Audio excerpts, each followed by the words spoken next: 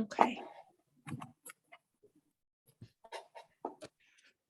Okay, it is 7 o'clock on Monday, June 27th, and I'd like to welcome you all to the Kansas 4-H Animal Science webinar series. Tonight's topic is going to be determining if you are ready to exhibit at the Kansas State Fair or the Kansas Junior Livestock Show. And this is particularly a topic that is interesting to our Kansas 4-Hers who show livestock. With us tonight is Carla Nemechek. Carla is a longtime show mom and is here to share some perspective with us, and has had her kids have exhibited at the local, state and national level. And so she has lots of insight to share with us. We're recording this tonight. And so I would encourage you all to check out the recording. Be sure once you've checked out the recording to complete the survey, because that helps us to know what topics are important to you all, and it helps us to serve you better. So I'm going to turn it over to Carla. We're going to share our screen. And if you have any questions, be sure to reach out after the Zoom. Thanks, Kelsey. I'm excited to do this topic because I would love for every exhibitor to show up to the Kansas State Fair and the Kansas Junior Livestock Show prepared. I know that when I was growing up, it was a real challenge to get there and understand all of the rules and know what to expect. But now with all of our show books being digital and available on various websites, and with cell phones, we can text somebody and ask questions. So there really isn't a great excuse for not being prepared if you do that preparation and that work from home. And the other thing is, I hope that you will all look for a mentor as you go forward with your livestock projects, especially if you are new to showing to the Kansas State Fair or the Kansas Junior Livestock Show. There are so many competitive show families who are very willing to help answer your questions and want to see future young exhibitors be successful. And I just want to help tonight to give you some perspective on what it's like going into those shows.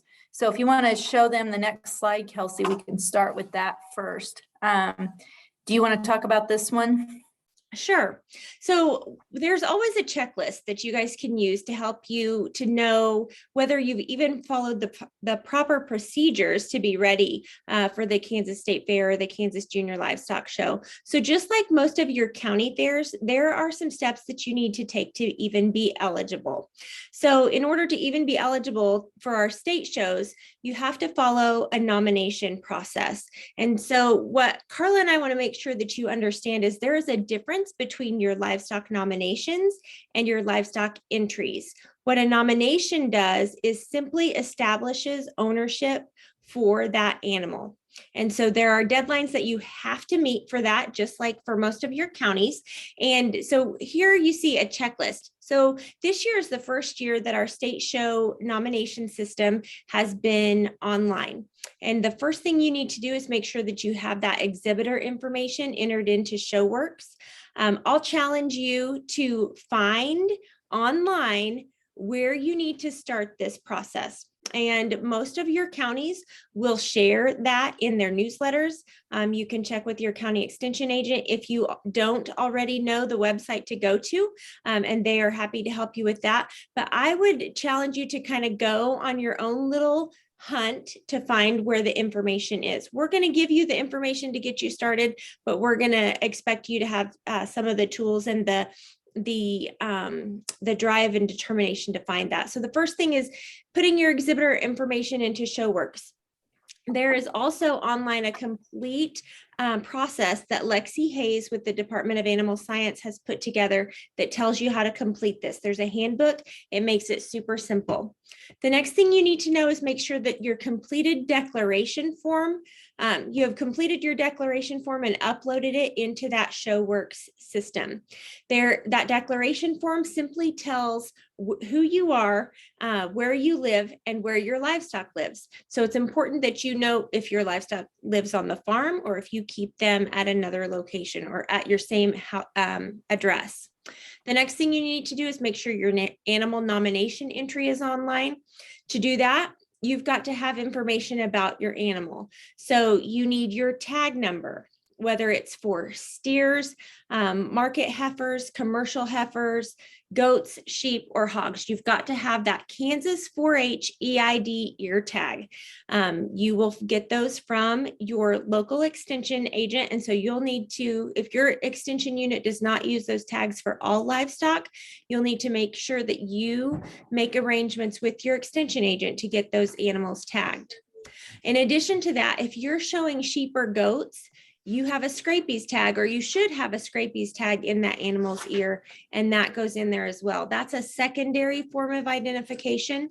And with our hogs, there's also a secondary form of identification as far as ear notches, and you want to make sure that those are correct. So if you have questions on that, there's information on Lexi's website, which is youthlivestock.ksu.edu, or you can talk to your extension agent and they can help you read those notches as well. Then once you get that animal nomination entered in ShowWorks, you're going to receive your DNA nomination envelopes. Those envelopes also have to be sent to Manhattan, and there is a deadline for that. And if you didn't meet that deadline already, because I'll tell you right now, that deadline has passed for this year, your animals are not eligible to be shown at state shows this year. But that doesn't mean that you can't do it, can't have them ready for next year. And so that's step 5 is submitting those DNA envelopes. Carla?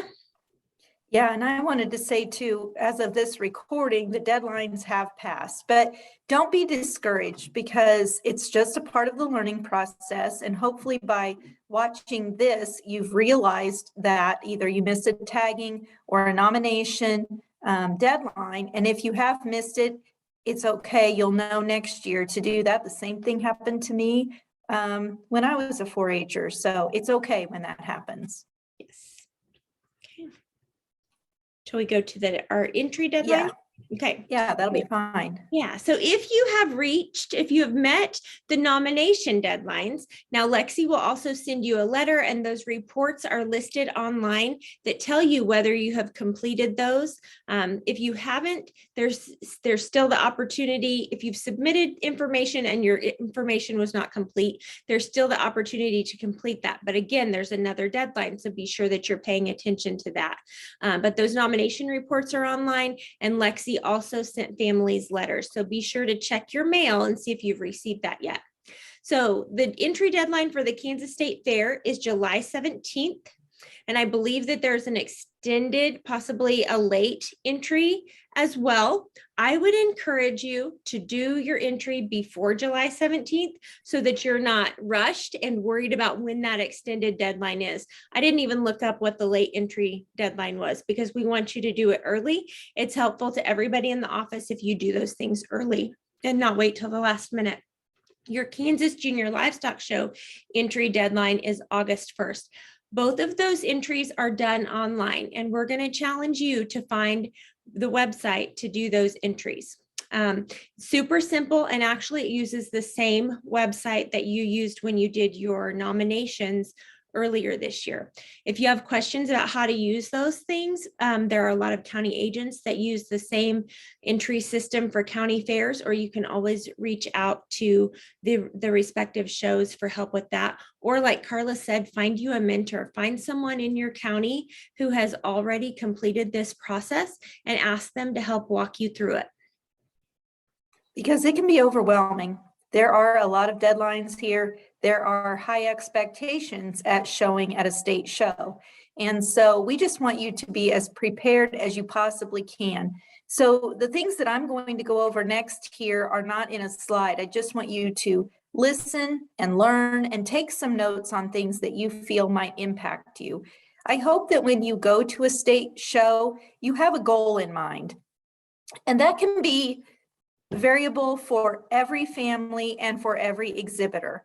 Maybe this is your first year to go. I trust that's why you're watching this video, and you just want to go and have an experience. There are so many things you can learn. You can learn more about other breeds because everything except meat goats show by breed. So you can learn more about other breeds, and in that process, learn more about different genetics. There are families who show like a minor breed in cattle, where they're hoping to be a breed champion or reserve, knowing that a majority of all of our shows are the crossbred division. But maybe you can select a particular breed because you want to have some success in that breed and hopefully make your way to the Grand Drive, which is super exciting and memorable for our kids. There are other things you can learn while you're there, like show day prep. What do I need to do to get my steer ready? What are things I can do to better drench my goat so he is ready by the time I go in the show ring? What do I need to do to be ready for showmanship? And watching other age divisions. Maybe you go to these state shows with the intent of showing a particular species, but you're interested in another species. You can go to a different barn and watch that show as well. There's so many opportunities to learn more about breeds, showmanship, show prep, getting ready, what it's like to be in a bigger show arena. Those show arenas are oftentimes bigger than our county fair arenas. And so the style and the manner that you exhibit your livestock is possibly a little different because of that. Or maybe your show arena at home is sand, and at the state fair and the junior livestock show, we're on wood chips. And once you kind of navigate those two types of facilities, you will understand, because we go to the same location for the state fair and the junior livestock show. So once you kind of figure where the wash racks are and where the plug-ins are and where I'm going to park my trailer and how I'm going to get around, those type of things are fairly consistent. If you've not been to the state fair before, I don't want anybody to show up there and be surprised at how hectic it is. And it's not for everybody because of that. It is the Kansas State Fair. There are thousands of people on the grounds. The junior livestock events happen on the south end, and they're just a small piece of the whole state fair. And so it's not like most livestock shows where you have the whole facility to yourself. So you need to be prepared for that. It can be overwhelming for a new family. Wouldn't you agree, Kelsey? That's stressful. Absolutely. And if you're a new family that has all ages of kids, like you've got older kids that are showing, plus you've got real young kids. I know the first year we were at the Kansas State Fair, we had a mix. We had a toddler at the time. And when you're at that state fair, you don't want your kids just running wild, where if you're at the junior livestock show, it's definitely a smaller crowd, and it's people who are really, they're livestock enthusiasts and really kind of, they're there for the same reason that you are. And so you might feel a little safer letting your kids wander a little further from you when you're there. But you definitely, I would make sure to experience those. If you have not experienced at least one of those shows without taking an exhibit, I would encourage you to do that before taking an exhibit, because that just gives you an idea of what things look like. Yeah, and that will also help you prepare your animals for that, particularly the livestock that are led on a halter. There's no great way to be prepared for the volume of people who will be walking up and down your aisles, who might want to reach out and touch your steer or your heifer or your goat. And to have an awareness that we want to educate the public while we're there, answer their questions and be friendly. And we want them to have a good experience around agriculture, youth, 4-H, and FFA. And so we want to be sure that we're giving good public perception at all times. And that means taking care of your animals appropriately.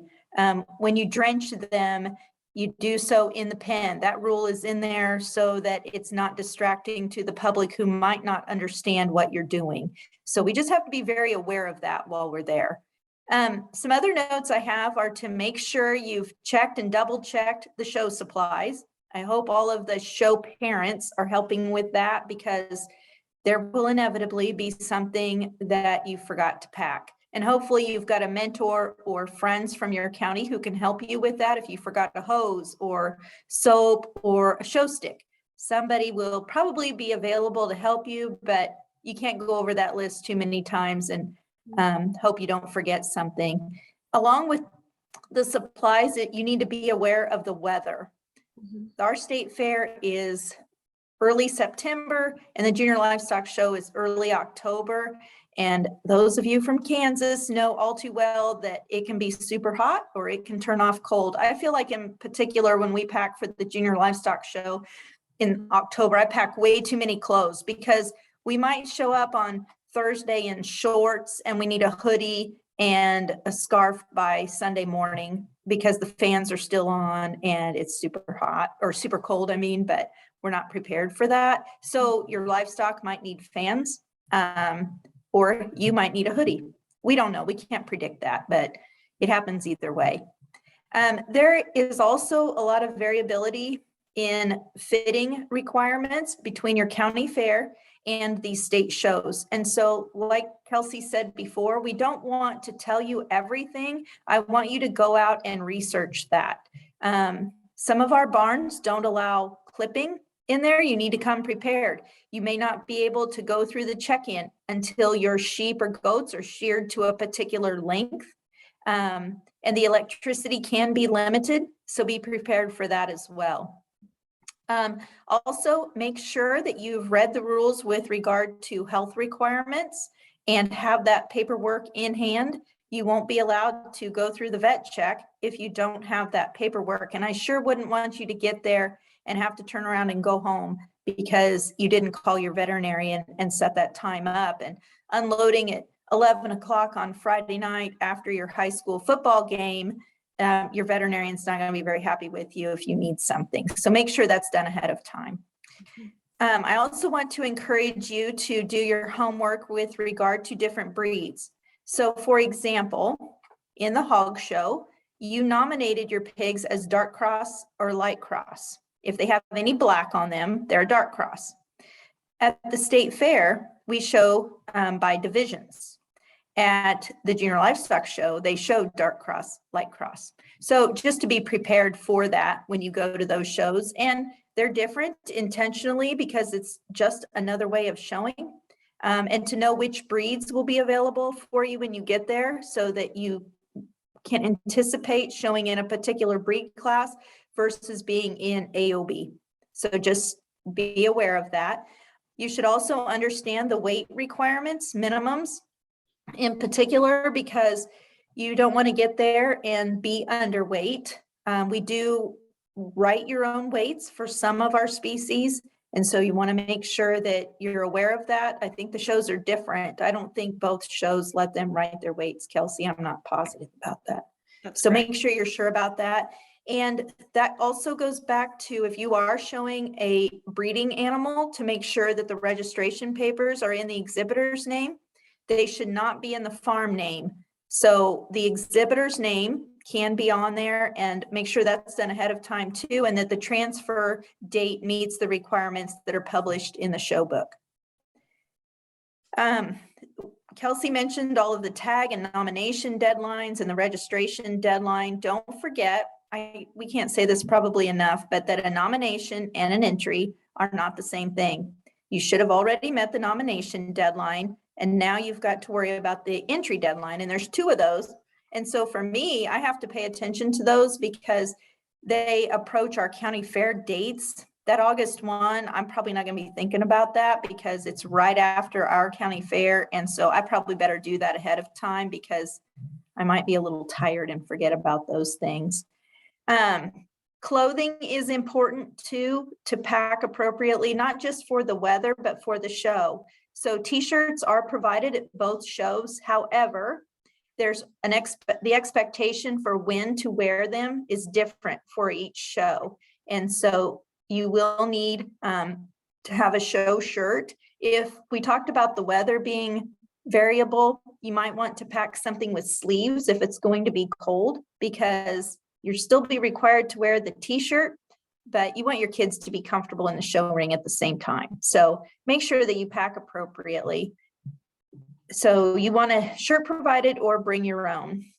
And then lastly, I just want to encourage you to familiarize yourself with the rules and the schedule and how that interacts with other species as well, because we are different from some state shows. Like I know my friends in Missouri are there for like 2 weeks showing their livestock.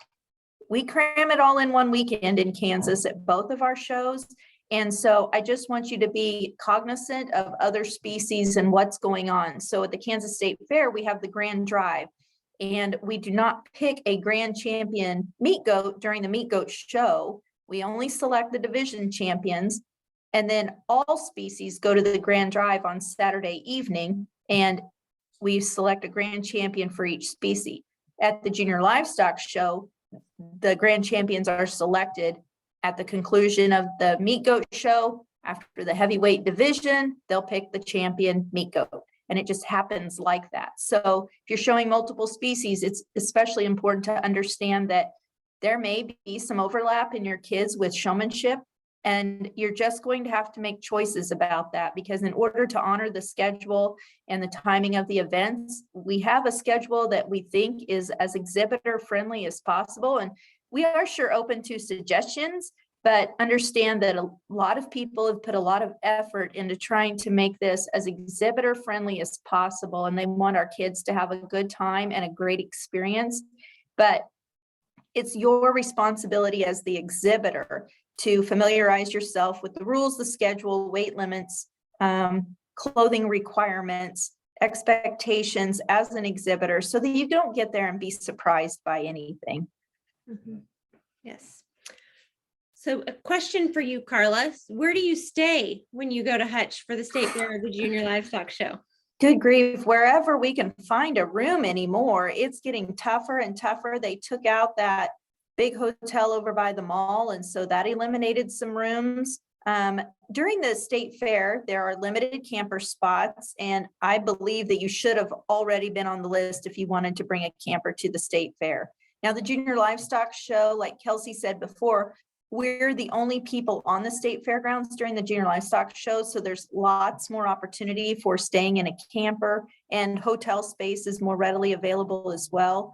But you should probably get started on that now and expect to have to stay in Wichita or Newton, or where else, Kelsey? There's some little towns, McPherson. You might have to stay slightly out of town because there are not enough hotel rooms in Hutchinson. Mm-hmm. Sometimes you'll get lucky and you can call kind of last minute and someone has canceled their room, but we would encourage you to get those reservations made like tonight. Now, yeah. If you haven't already done so. Mm-hmm. That's and right. The other thing with that is think ahead. So if you know you're not showing this year at the State Fair or the Kansas Junior Livestock Show, be thinking a year in advance. And really, you should be planning a year in advance. So You Carla, really should. And especially even at the time that you're purchasing your livestock too. We could have this conversation at that time too. Maybe I don't want my kids to have 2 natural lambs. Maybe I'd rather have a natural and a Southdown, so that I know we won't be in the ring at the same time. We're going to be in 2 different divisions. Those 2 breeds generally don't show back to back, to give myself a little leeway so I'm not stressed out. So those are things to consider. Maybe we're buying Angus heifers and I'm not going to get 2 that are both Aprils. I want to break that up and have a fall and a spring to try to at least get out of the same class. So many things you can do to position yourself to have a less stressful experience. I say that, but we haven't always done that. We've gone back-to-back classes too. And it's hard, and it takes the whole family to make that happen. And it can be done, but like Kelsey said, if you plan ahead a year in advance and have a strategy for what works best for your family, I think back that if you don't have if your pigs live in outdoors and are exposed to mud, maybe you get a Hampshire or a Duroc, so that you don't have to worry so much about making the white super white, and they can have that dingy hair and skin if they've been in mud. There's nothing wrong with that, but you could offset that and compensate by getting a breed that doesn't reflect that type of environment quite so harshly. Mm-hmm. So when you're selecting your livestock, are you getting livestock the same age as for your county fair as you would for the state fair or the Junior Livestock Show? That's a great question, Kelsey. And depending on the species, so cattle, you can probably get by with the same set for your county fair as you do for the state fair and the junior livestock show. However, you cannot have gone through a premium sale in Kansas. That's another good thing we needed to talk about if people hear this now at the end of June or early July. If you do intend to show at the state fair, the junior livestock show, do not take that animal through your local county fair premium sale. Extension agents are expected to turn in those sale catalogs to Lexi in the animal science department so that she can cross-check that to make sure that that hasn't happened. So be sure that if you have a particular animal, maybe you showed it at your county fair and you did well, sell something else so that you can still take that animal on to the state fair. But back to your question, a breeding gilt could still work for the state fair and the junior livestock show, but they do have different age requirements for how old they can be. And I'll challenge you to look that up so that you understand that. But market hogs, probably you need a different set because we're talking a good, 6 weeks, maybe more, depending on when your county fair is. And that's a lot for pigs. So you probably need younger pigs to show at those two shows, particularly the junior livestock show, because it's a month after the state fair. You could probably get by taking a lighter weight pig to state fair and show it again at the junior livestock show. That would work also with goats and with meat goats and with sheep. Those are more easily managed. Goats just don't gain as much weight per day and are a little easier to control that with. And I think if you ask a lot of questions and get some good advice, there's a way to do that with sheep as well. Breeding animals, you have a lot more flexibility with in terms of being able to show them later into the fall. So that's why I always think that's a great project for kids wanting to experience the state fair and the junior livestock show for the first time. Breeding animals are often a great avenue to get your foot in the door with that. Mm-hmm. Yes. Some other things that I would really make sure that you realize is your livestock are going to be on concrete the entire time that they're at the state fair or Kansas Junior Livestock Show.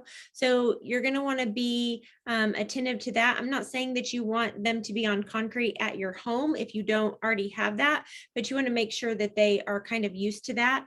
You are going to have livestock who are around tons of people and lots of loud noises. So if they haven't ever been off your place, they need to be before they go to the Kansas State Fair or the Junior Livestock Show. And I would also encourage you that it would be a good idea to do that before your county fair as well. So if you're not a family who's taken your livestock to some spring shows or some jackpots, I would at least take the opportunity to get them on the trailer, haul them in, take them to the fairgrounds, get them off the trailer, tie them up, walk them around at least once or twice.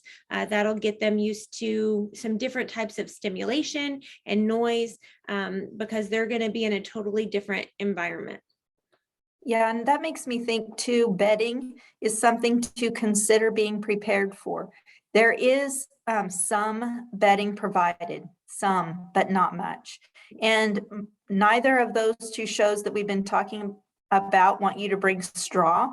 So make sure that you're aware of the bedding, what's provided and what you can bring, and bring that appropriately. There's lots of issues with having straw on the grounds. And so wood chips or mulch or what are provided depending on the barn that you're in.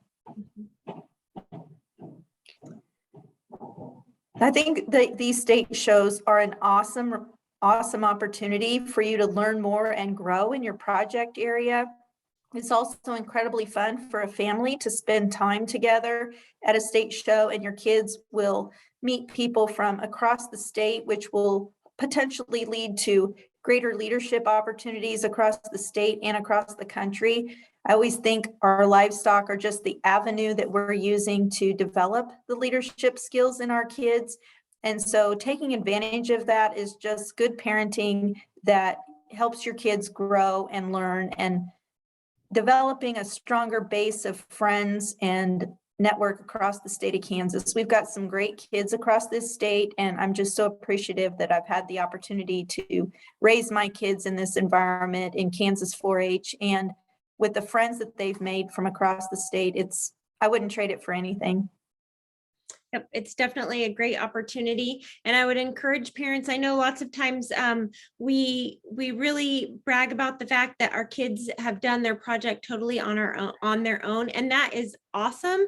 But I would encourage parents to get involved with your kids and their livestock project. Certainly, it's not your project; it's theirs, but they could definitely benefit from the extra help that an adult can provide, and it's really great bonding. My kids and I enjoy going out and doing chores together and thinking about we need to exercise this one a little more, we need to feed this one a little differently, and really doing some troubleshooting. And that's really our time together. So that has been a really good experience for our family. I agree, Kelsey. There's nothing that can replace that. It's also a huge time commitment. It's one thing to have these livestock projects in the spring and then in the summer when your kids are home. And it really gets challenging when they go back to school in the fall to get everything that needs to be done. That extra walking and the extra troubleshooting seem to get a little bit more difficult when they get home late from football practice or volleyball games. And so that's why it does need to be a family project so that everybody can team up together to make sure that your kids have the best experience possible when they go to these events. Yes, absolutely. Okay. Carla, do you have anything else to add? No, thanks for having me. I hope folks can watch this and feel like they have some level of expectation and will have a good experience. Look me up if you're at the State Fair, the Junior Livestock Show. If you have any questions, I'll volunteer my kids to help answer them for you. So I'll look forward to seeing so many people there this fall. Awesome. Okay. Well, thank you so much, Carla, for sharing your expertise with us this evening. Once again, if you have any questions, be sure to reach out. Be sure to fill out the survey once you have finished watching this video and help us to serve you better. We are open to your suggestions for topics. This series won't just be about showing your 4-H livestock. We're going to look at the livestock industry, expose you to some different careers and some ways to manage the health of your livestock as well. So be sure to stay tuned for those upcoming topics. Have a good evening.